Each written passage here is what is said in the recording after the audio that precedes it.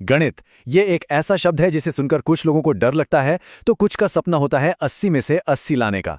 पर अच्छी खबर ये है कि दोनों ही तरह के स्टूडेंट्स के लिए एक बहुत बड़ा सीक्रेट है, और वो ये कि आईसीएसई 2026 का मैथ्स पेपर असल में एक खुला रहस्य है। तो मन में ये सवाल आता है ना कि क्या मैथ्स का पेपर सच में इतना मुश्किल और अनप्रेडिक्टेबल होता है? क्या बोर्ड हर साल कुछ नया करके चौंका देता है? इसका जवाब शायद आपको हैरान कर देगा। जी हाँ, बिल्कुल सही सुना।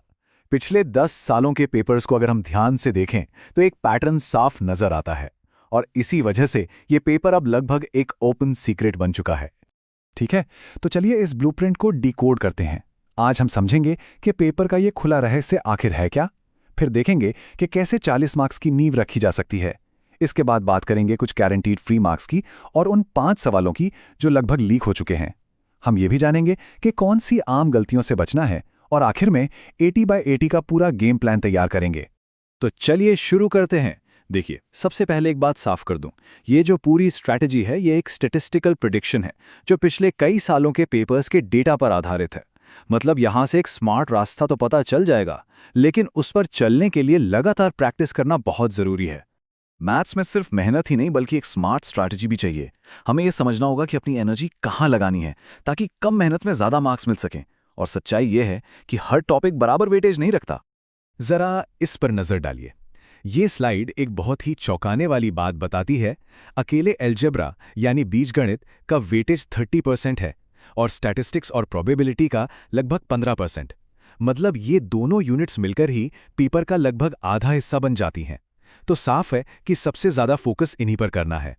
तो बात सीधी सी है, सिर्फ इन 2 यूनिट्स अलजेब्रा और स्टैटिस्टिक्स पर अच्छी कमांड बना ली जाए तो लगभग 40 मार्क्स तो कहीं नहीं गए। ये एक तरह से पासिंग पैकेज है। अगर ये 2 यूनिट्स मजबूत हैं तो फेल होने का तो सवाल ही नहीं उठता। अलजेब्रा सही मायनों में इस पेपर की रीढ़ की हड्डी है। चलिए अब बात करते हैं उस सेक्शन की जिसे फ्री मार्क जोन कहा जा सकता है। ये है स्टैटिस्टिक्स और प्रोबेबिलिटी। यहां से मिलने वाले 12 से 14 मार्क्स थोड़ी सी प्रैक्टिस से बहुत आसानी से स्कोर किए जा सकते हैं।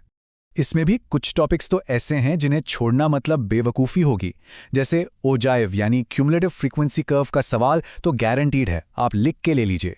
इसके अलावा हिस्टोग्राम से मोड निकालना और कार्ड, पासे या गेंदों वाले प्रोबेबिलिटी के सवाल, ये तो बोनस मार्क्स की तरह हैं। तो अब आते हैं उस हिस्से पे जिसका शायद सबको इंतजार था। अब हम उन 5 सवालों पर बात करेंगे जिनके 2026 के पेपर में आने की संभावना 90% से भी ज्यादा है।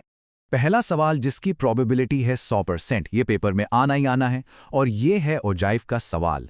सेक्शन बी में एक क्यूमुलेटिव फ्रीक्वेंसी कर्व बनाने को कहा जाएगा और फिर उसी ग्राफ से मीडियन Q1 और Q3 निकालना होगा। ये पूरे 6 मार्क्स का सवाल है।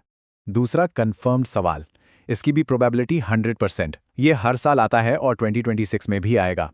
यह है बैंकिंग चैप्टर का रिकरिंग डिपॉजिट वाला सवाल। इसमें इंटरेस्ट और मैच्योरिटी वैल्यू निकालने का एक सीधा साधा फॉर्मूला है। बस फॉर्मूला याद रखिए, वैल्यूज डालिए और मार्क्स पक्के। तीसरा सवाल जिसके आने के चांस हैं 95%। इसमें एक खास हिंट पहचानना होता है। जैसे ही किसी क्वाड्रेटिक इक्वेशन के सवाल में ये लाइन दिखे, give your answer correct to 2 decimal places, बस समझ जाइए कि इसमें सीधा क्वाड्रेटिक फॉर्मूला यानी श्रीधराचार्य फॉर्मूला लगाना है और कुछ सोचना ही नहीं है। सवाल नंबर 4, इसके भी 95% चांस हैं और यह आएगा अलजेब्रा से। यह है मैट्रिसेस का सवाल। लेकिन इसमें सिंपल प्लस माइनस नहीं आएगा, बल्कि एक ऐसा इक्वेशन होगा जिसमें मैट्रिक्स मल्टीप्लिकेशन या स्क्वायर शामिल हो।